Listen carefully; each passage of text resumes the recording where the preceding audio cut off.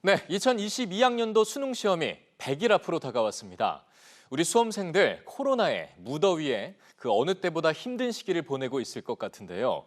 이 남은 기간을 어떻게 하면 효율적으로 보낼 수 있을지 알아보겠습니다.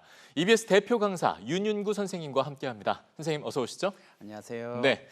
자, 올해는 특히 벌써라는 생각을 수험생들이 더 많이 할 것 같습니다. 네, 어느새 100일 앞으로 다가왔는데, 자, 이 100일 동안의 기간 어떻게 하면 효율성을 극대화시킬 수 있을까요? 아무래도 이제 수능 100일이다라고 이야기할 때는 공부 패턴을 수능형으로 유지하는 것이 가장 중요하다라고 말씀을 드리고 싶습니다. 예. 기상 시간을 수능 시간에 맞게 패턴화시키고요. 수능 시간표에 공부하는 과목을 일치시키고 긴장도를 일정한 수준으로 유지하는 등 자기 관리를 철저하게 하는 것이 실제 시험장에서 강력한 힘을 발휘할 수 있는 방법이 될 겁니다. 예.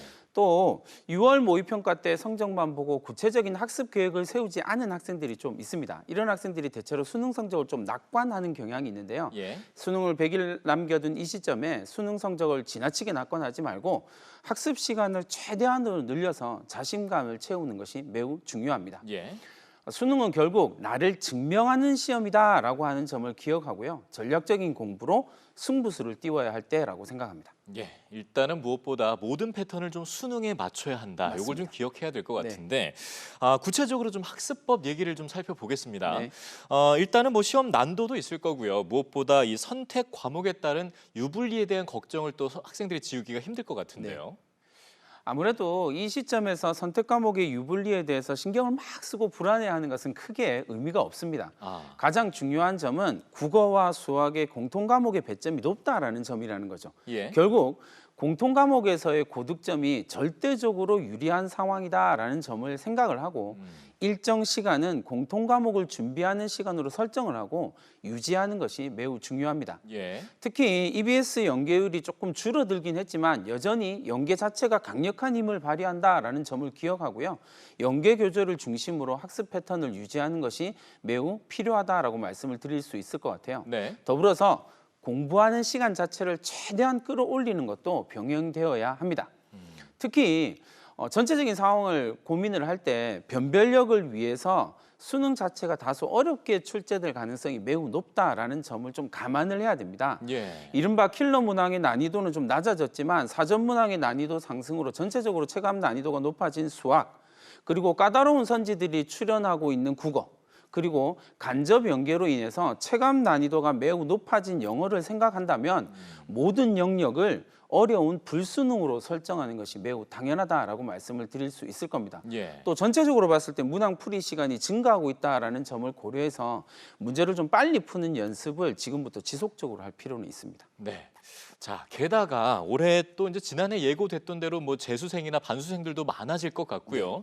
무엇보다 문이과 통합형으로 치러지는 첫 수능 아니겠습니까? 학생들이 좀 전과는 다르게 입시 전략을 좀 가져가야 될 것 같은데요. 네, 맞습니다. 올해는 특히나 고려해야 할 변수들이 매우 많다라는 점을 생각을 하고 전략을 세워야 합니다. 예. 올해 입시에서 가장 이슈가 될 부분 약학대학 신설, 서울 16개 대학 기준으로 정시 확대, 그리고 첨단학과의 신설이라든지 코로나 변수로 인해서 수능 위주의 정시 전형에서 자연계열 최상위권의 재수생, 반수생들이 많이 유입될 가능성들이 매우 높습니다. 네. 결국 N수생들의 증가는 상대적으로 재학생들의 수능 경쟁력 하락으로 나타나게 될 거거든요. 예. 그러니까 실제 정시 지원 상황에서는 예상치 못한 점수를 받은 이공계열 학생들이 교차 지원을 통해서 대학을 높이는 현상이 발생할 가능성이 매우 높습니다. 또 매년 9월 모의평가 이후에 정시 위주로 준비하던 재학생들이 급격하게 수시 위주로 전략을 바꾸면서 좀 혼란을 많이 겪는 편이거든요. 네.